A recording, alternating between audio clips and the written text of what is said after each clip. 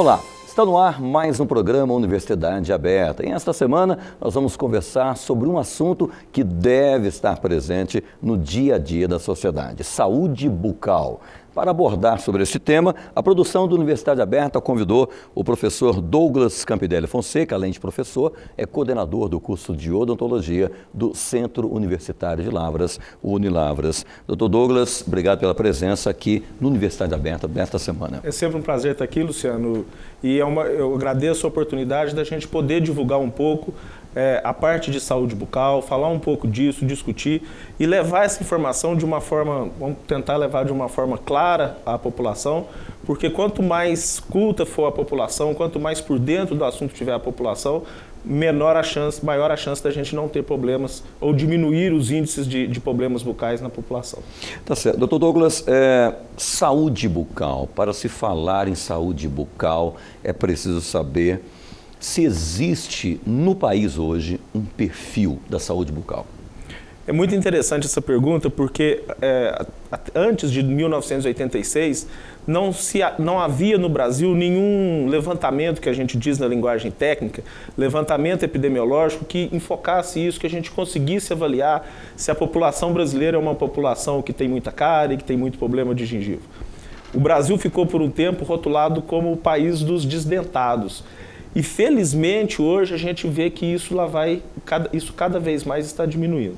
Recentemente, está em fase de divulgação, o Ministério da Saúde, através da Coordenação Nacional de Saúde Bucal, realizou um levantamento no qual foram avaliadas uma amostragem da população brasileira, foram escolhidos pessoas, a população mesmo das principais capitais, de cidades de maior porte, cidades de médio porte, cidades pequenas, por um processo estatístico de amostragem. Então viu que a saúde bucal do brasileiro vem melhorando. Sim. A gente sabe que a odontologia que é praticada aqui hoje no Brasil é uma odontologia de primeiro mundo. Mas a gente sempre teve essa preocupação se essa odontologia não era uma odontologia muito técnica e que estava esquecendo da população, dos mais carentes. Hoje o Brasil, segundo os dados que foram divulgados agora pelo SB Brasil 2010, 2011, o Brasil já está com um índice em torno de 2,1. Isso quer dizer uma média para a população com 12 anos de idade, em torno de 2 dentes que foram ou cariados, ou que foram perdidos, ou que já foram obturados. Douglas, saúde, higiene bucal, isso significa, se resume em ter um hálito fresco e dentes brancos? A principal função da higiene, dos métodos de escovação e de uso de fio dental, é controlar os principais fatores que causam os problemas bucais, em especial os que causam cárie e doença periodontal. Tanto a cárie quanto a doença periodontal são causados por bactérias que já estão na nossa boca e que se a pessoa não faz uma técnica adequada de escovação, há o desenvolvimento dessas doenças. A cárie, além da escovação, ela ainda tem alguns fatores, como o tradicional consumo de açúcar, a quantidade de saliva que a pessoa tem na boca pode influenciar também. A doença periodontal, que são os problemas de gengiva, são causados também por essa falta ou um controle não adequado. Eu digo sempre que não existe pessoa que não escova dente. É que às vezes a técnica que a pessoa está usando não está sendo eficaz. E hoje, na população adulta brasileira, as maiores causas de perda de dentes são causadas ou por cárie ou por problema de gengiva. Agora, o hálito, é interessante essa abordagem na sua pergunta, porque, ao contrário, existem várias crendices populares, né? Uma delas é que o problema de hálito, que nós tecnicamente chamamos de halitose, popularmente conhecido como mau hálito, é causado por problemas de estômago, problemas estomacais. E, na verdade, não é isso. Existem mais de 30 possíveis causas para a halitose, desde problemas, e em especial os problemas bucais. Tem certas doenças bucais que podem levar à necrose, que é a morte do tecido, e isso altera o hálito. Tem problemas em órgãos como o intestino. Então, quer dizer, as causas são muitas. O importante é a pessoa que acha que está com mau hálito, é que muitas vezes a própria pessoa não sente que está com mau hálito. É sempre um familiar, alguém mais próximo que vai dizer. É procurar um profissional, um dentista, para que ele faça uma análise, faça uma avaliação e veja e tente descobrir de onde está vindo esse mau hálito. Em relação aos dentes brancos, isso aí é uma coisa que foi criada pela mídia, né? Até mesmo como um fator de venda de produtos para a higiene bucal. Na verdade, a cor do dente não depende da técnica de escovação que a pessoa usa. A cor do dente são fatores até genéticos que determinam, e hoje aquelas pessoas que ainda assim não são satisfeitas com a cor do seu dente, pode usar técnicas de clareamento que são disponíveis e de fácil acesso a toda a população. Tá, então existem maneiras de garantir uma boa saúde bucal? Sem dúvida. Que passa por prevenção, começa na prevenção. Quanto antes a criança é apresentada aos métodos de escovação. Douglas, a água tratada que nós recebemos em casa, ela já contém flúor. Mesmo assim, é importante que os pais levem seus filhos para fazer observações? Sem dúvida, porque o importante é que o dentista faça uma avaliação.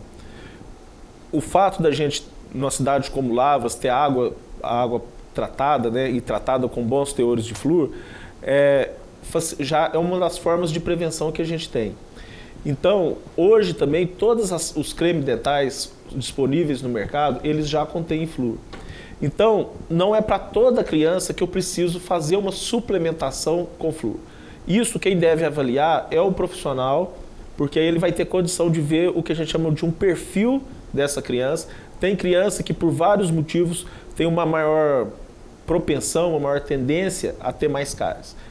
Às vezes é porque tem um certo tipo de bactérias na boca, ou é a quantidade de saliva, ou é a dieta, ou é a falta de higienização.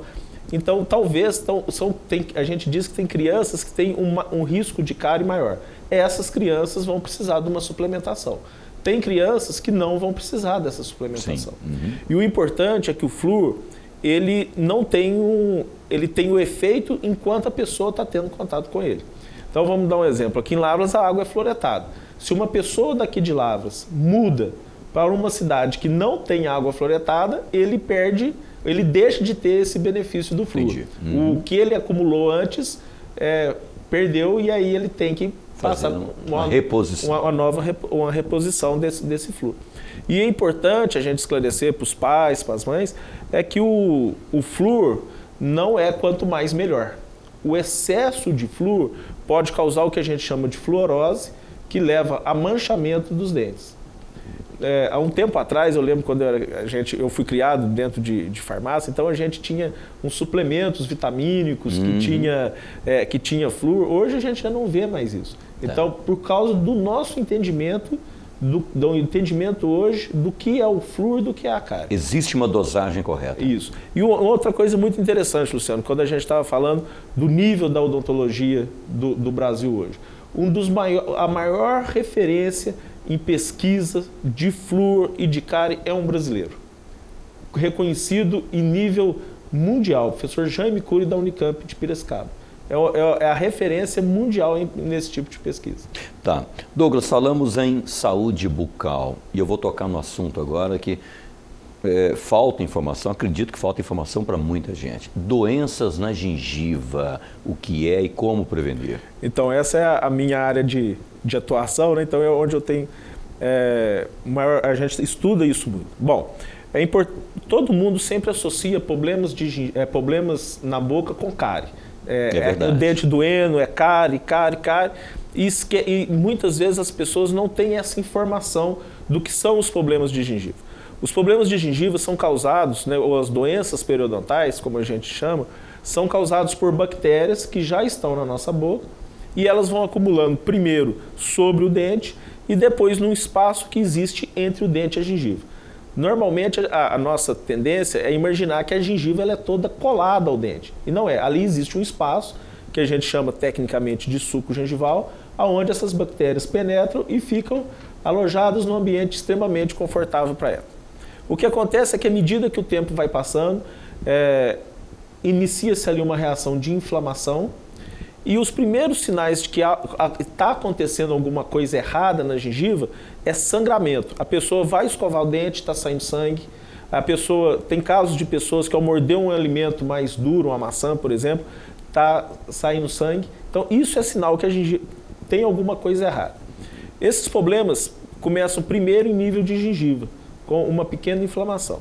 Se não tratado, se a pessoa não muda a técnica de escovação, eles vão evoluindo numa velocidade lenta, mas evoluindo, e aí começa a destruir os outros tecidos que dão suporte ao dente.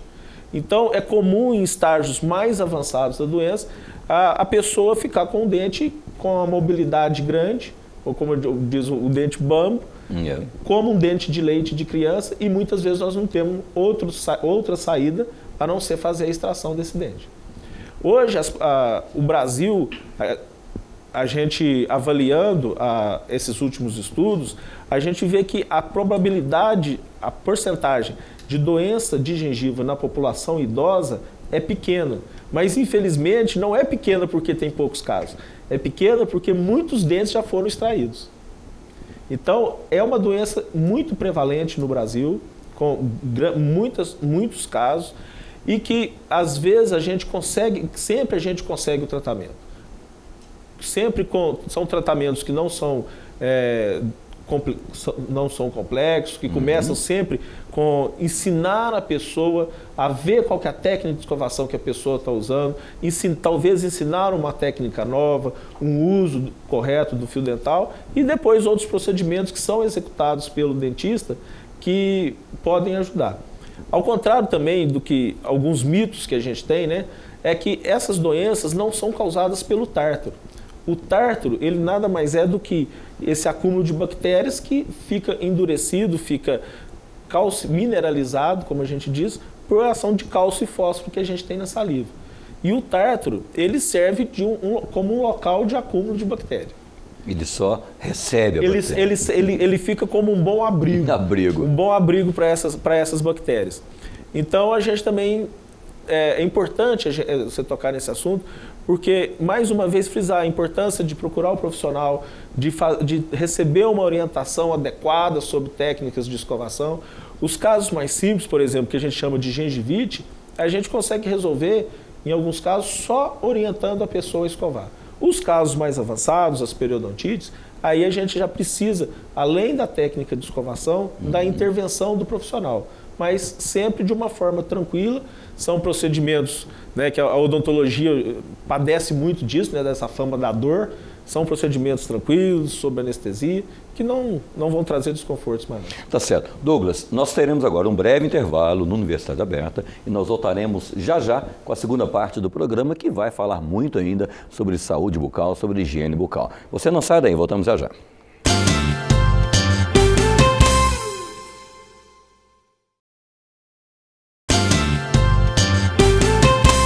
Estamos de volta com a segunda parte do Universidade Aberta desta semana, que está conversando com o Dr. Douglas Campidelli Fonseca, professor e coordenador do curso de odontologia do Unilavras. O tema é higiene bucal, saúde bucal. Douglas, não muito difundido, não muito discutido é a questão do câncer bucal. O que você tem a dizer sobre isso? Qual é a sua incidência em homens e mulheres? Como que é o tratamento? Explica um pouco disso. Então, Luciano, eu acho essa pergunta fundamental, porque, como eu disse anteriormente, todo mundo sempre pensa em problemas na boca, pensa em cárie, principalmente em cárie, um pouquinho na gengiva, e às vezes até tem pessoas que esquecem que o câncer também pode acometer a boca. O câncer, existe câncer em boca, ou como em todas as partes do nosso organismo. O câncer é causado por algum problema em nível celular, que vai levando a uma modificação do tecido. Assim como em todas as partes do nosso organismo, a gente tem cânceres que são mais brandos, temos cânceres mais agressivos na boca. O que deve ficar muito claro é que o câncer, a primeira manifestação dele é como uma ferida, que não cicatriza dentro de 15 dias. Essa é a nossa conduta. Também a gente não pode assustar as pessoas achando que toda ferida que não cicatrizou é câncer, mas deve suspeitar. Geralmente a ferida do câncer, ela pode geralmente ter uma coloração ou esbranquiçada, ou avermelhada, ou em alguns casos enegrecida. Então essas são as principais características. Normalmente a lesão ela tem as suas extremidades, os bordos, como a gente diz, um pouco mais elevados. O câncer de boca é mais comum em lábio, principalmente em pessoas que trabalham em sol constante, na lavoura, que recebem muita radiação. Então é importante a gente frisar a importância do uso do protetor solar, do protetor labial, porque é uma área que é muito exposta à radiação. Sim. E geralmente tem uma altíssima incidência dos cânceres de boca em lábio. Mas ele pode acometer céu da boca, pode debaixo da língua, o lado da língua. E o importante é, antes a gente suspeitar nessas situações, pecar pelo excesso do que pela falta. Então, se a pessoa tem alguma lesão que ela não está acostumando com aquilo, uma lesão diferente, que ela não percebia isso antes, ela deve procurar um profissional, que o profissional às vezes vai olhar e vai falar, não, isso aqui você pode ficar tranquilo, é uma afta, é uma lesão sem maiores consequências. Ou se ele suspeitar, ele vai fazer os procedimentos que são os procedimentos adequados. O câncer de boca, ele tem uma grande relação com pessoas com mais de 50 anos, o que não quer dizer que não possa acontecer nas pessoas mais novas, mas nas pessoas a partir dos 50 anos, alcoólatras, fumantes. O cigarro é uma coisa que é muito prejudicial à saúde. Às vezes a gente imagina que o cigarro só vai causar problema para o pulmão, mas não é. Aí tem pessoas que dizem, mas eu fumo, mas não trago. Mas mesmo assim está trazendo prejuízo. Então o cigarro é prejudicial para o câncer, o cigarro é prejudicial para os problemas de gengiva, ele piora os problemas de gengiva. Então ele ajuda a piorar essa situação. Então o importante, como em todos os cânceres, é a prevenção. Primeiro, o autoexame é uma área extremamente fácil, todo mundo tem facilidade de chegar na frente do espelho, levantar o lábio, puxar a bochecha, dar uma olhada, ver se tem alguma coisa estranha que não tinha ali antes.